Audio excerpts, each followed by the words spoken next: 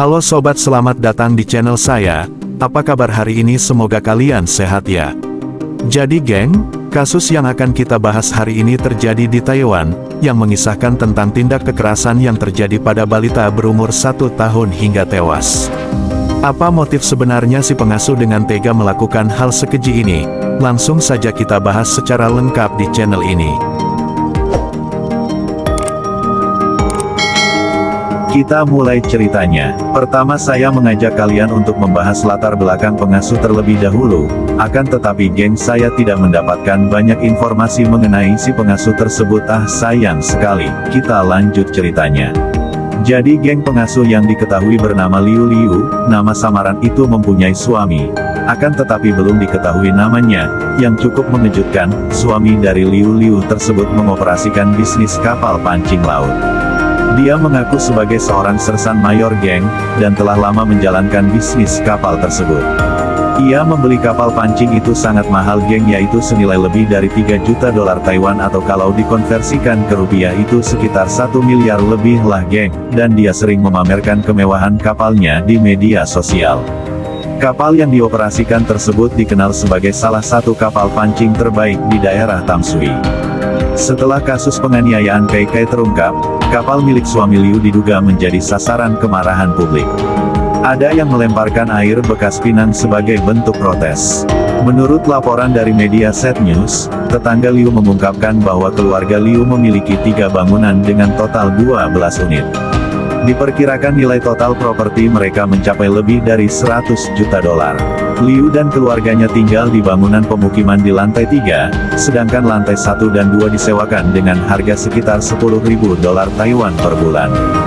Dan tetangganya mengatakan mobil milik keluarga Liu itu sangat banyak geng yang terparkir di bawah bangunan tersebut. Awal mula mengapa Kai Kai bisa berada di tangan pengasuh. Ayah dari Kai Kai ini diketahui menghilang gak tahu kemana geng, dan ibunya masih berada dalam penjara. Karena kondisi keluarga yang tidak memungkinkan, membuat perawatan Kai Kai dilimpahkan kepada dinas sosial. Dinas sosial kemudian meminta bantuan kepada Yayasan Child Welfare League Foundation (CWLF) untuk mengasuh Kai Kai. Kai Kai lalu dirawat oleh Liu Liu dan saudarinya di dalam rumah Liu. Liu sendiri memiliki sertifikat resmi sebagai seorang pengasuh anak-anak. Perlu diketahui nih geng, di Taiwan, untuk menjadi seorang pengasuh resmi harus melalui ujian dan menerima sertifikasi sah.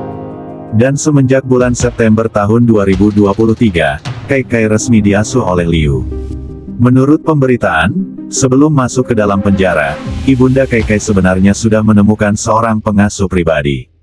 Selang beberapa waktu, pengasuh tersebut ingin mengangkat Kai Kai sebagai anak secara resmi, tetapi ditolak oleh lembaga terkait karena alasan pernah bercerai, sehingga tidak memenuhi persyaratan adopsi. Dan karena tidak mampu membayar biaya pengasuh berikutnya, ibu Kai Kai akhirnya meminta bantuan dinas sosial. Pada tahun 2023, Liu Liu di Taipei menerima tugas dari Yayasan Child Welfare League Foundation untuk mengasuh seorang balita laki-laki berusia 1 tahun 10 bulan yaitu Kai Kai, nama samaran. Selang beberapa bulan, tepatnya pada tanggal 24 Desember tahun 2023, sebelumnya tidak ada yang menjelaskan mengenai tragedi eksekusinya. Yang jelas pada tanggal 24 Desember tahun 2023 dini hari, polisi menerima laporan seorang anak laki-laki di Taipei mengalami banyak luka yang tidak normal di sekujur tubuhnya dan telah meninggal dunia sebelum tiba di rumah sakit.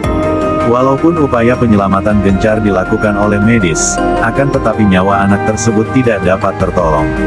Yang lebih mengerikan lagi, dari hasil otopsi menemukan bahwa anak itu tidak hanya mengalami malnutrisi, akan tetapi juga mengalami kerusakan tenggorokan dan tulang ekornya. Serta beberapa gigi patah, kuku dicabut, dan organ genitalnya terbakar. Dari keparahan luka yang dialami Kai Kai, Pengadilan Distrik Taipei menahan Liu pada tanggal 9 Januari tahun 2024 dan bulan berikutnya saudari Liu juga dipanggil untuk memberikan keterangan. Dan kedua, bersaudari itu membantah semua tuduhan dan mengklaim bahwa luka yang dialami Kai Kai adalah hasil dari terbentur dan jatuh.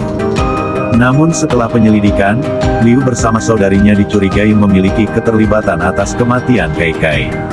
Mereka didakwa dengan tuduhan penganiayaan anak, dan ditahan setelah surat perintah penahanan disetujui.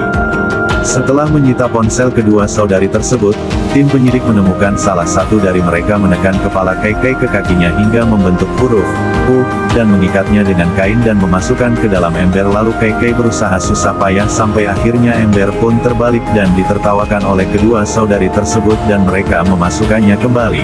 Wah, sadis banget ya geng. Temuan di dalam ponsel tersebut sontak membuat publik sangat geram. Sungguh malang nasib KK ini ya geng. Alasan mengapa Liu tega menyiksa KK hingga tewas yaitu Liu mengatakan bahwa biasanya orang tua yang menitipkan bayi akan berusaha merayu, menyenangkan hatinya agar anak mereka dirawat dengan baik, namun karena KK ditinggal oleh ayah ibunya di penjara, tidak ada keluarga yang memohon datang padanya. Hal itu membuat Liu marah ingin memukul saat dia melihat KK, bahkan Liu berkata, jika bukan karena Dr.